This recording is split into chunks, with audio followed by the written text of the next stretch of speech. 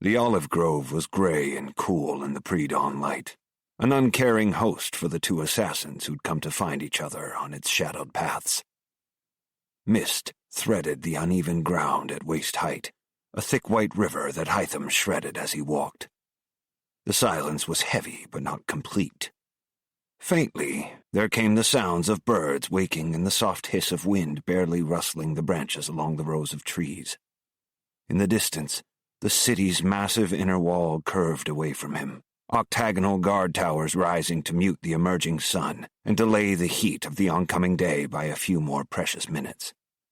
The air carried the faint tang of smoke from morning fires and breakfast being prepared, but the grove was empty, so Hytham enjoyed a brief moment of peace that wasn't destined to last.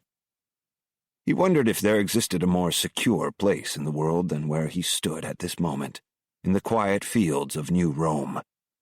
Nestled on a triangular peninsula, with the natural protection of the Bosphorus, the Golden Horn, and the Sea of Marmara, Constantinople was also fortified by a moat and 3 separate intimidating walls built on rising embankments, studded with guard towers large enough to house an impressive display of artillery when needed. Many an army had tried to breach the city's walls over the centuries, despite these extensive deterrents, for the promise of the bounty that lay within. None of these had managed to conquer the great city.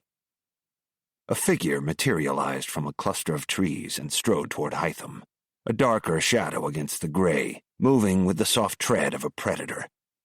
Basim ibn Ishaq walked with unhurried steps, and Hytham took this opportunity to study the man, though he could see few details of Basim's features beneath his peaked hood. His robes were white as the mist, the traditional distinctive garb worn by the Hidden Ones.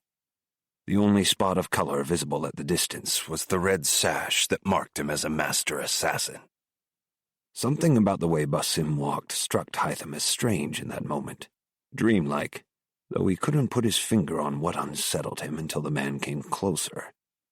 Only then did it dawn on Hytham. Basim walked like a man aged far beyond his years. Not the stooped, unsteady gait of infirmity, but the way a man walked when he has trod the same stretch of earth for decades or longer. Basim moved through the world as if he'd done all of this before, as if he were a ghost, insubstantial as the mist. The master assassin glanced up then, meeting Hytham's gaze, and the moment was dispelled.